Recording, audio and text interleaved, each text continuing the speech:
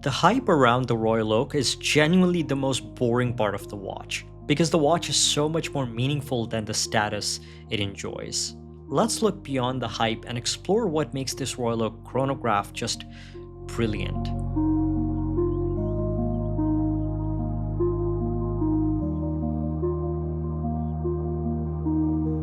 If you're looking for a next watch, check out Swiss Connection Watches for new or pre-owned watches with new arrivals every week. Thanks. When I think of the Royal Oak, I think of three things: Genta, finishing, and absolute anarchy.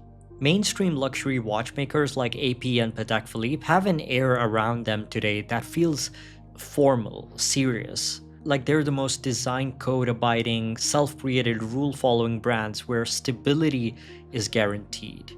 With these brands, you don't just buy a product like how you would walk into a Longines boutique and pick up the newest conquest. You build relationships, they get to know you, you go to dinners, private events. In a way, the system is made to feel experiential rather than transactional. Of course, you may not get exactly what you want as a new customer, and in fact, things can get really frustrating with waitlists and purchase history.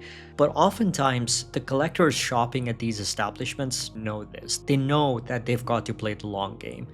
This isn't unique to just a handful of specific brands in the watch world. This has been the case for years, even in the world of luxury cars and fashion.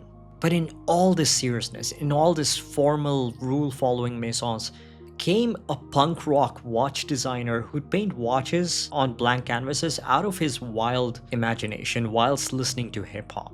I mean, it doesn't get cooler than that.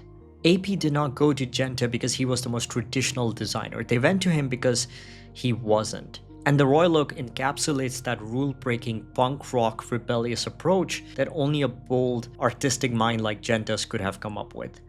It was an atrocity. It was hilariously overpriced, intentionally unrefined. Not in details, we'll get to that, but in how it appeared as a concept, with exposed screws, a lesser stainless steel case construction, but with twice the price of most luxury gold watches of the time. But the idea was everything. An idea this bold was completely off-field in the incredibly conservative Swiss watch industry, and that's exactly what made it a timeless icon. While the Royal Oak Jumbo is what ultimately became the icon that we all know today, adding a chronograph function really exemplified the versatility of the Royal Oak template. And this 50th anniversary edition of the self-winding chronograph that came out in 2022 was now more refined than ever. The in-house self-winding Calibre 4400 is now not only visible through the sapphire caseback, but it's been significantly upgraded from the modular Frédéric Piguet-based Calibre 2385 seen in the previous generation of the Royal Oak Chronos. With this now featuring 70 hours of power reserve, a flyback column wheel chronograph function, and incredible decoration even on the underside of the bridges. And the open-work 22-karat gold rotor is the cherry on top, allowing an unobstructed view of the inner workings of the watch.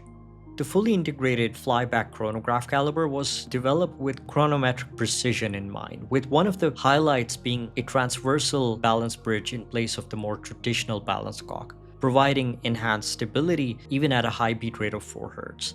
Another innovation here is the patented correction system that prevents even the slightest backlash of the hands when pushing in the crown, a consideration that is still surprisingly rare in high-end mechanical watches today. The Royal Oak bracelet is nothing short of being a piece of art with its pronounced satin brushing and mirror polishing. We see the hybridized brushed and polished case finishing in both a $400 Tissot and a $40,000 Royal Oak. But what truly separates them is the amount of time spent on every single link, every single facet, to get a level of hand finish, mirror polished, and deep linear satination that you simply cannot get in mass-produced watches.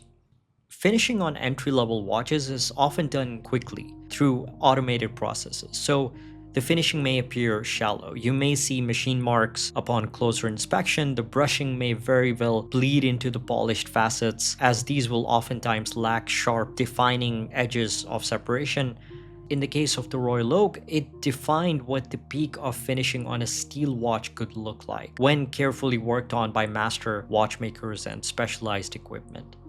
While the Royal Oak chronograph can be perceived as just a lazier iteration on top of an existing icon, it is anything but that.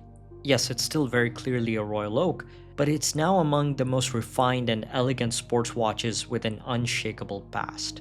Let us know what you think of this Royal Oak chronograph. Don't forget to check out Swiss Connection Watches website, and do drop by any of the 2 physical boutiques in Malaysia if you're in town. Thanks for watching, and I'll see you in the next one.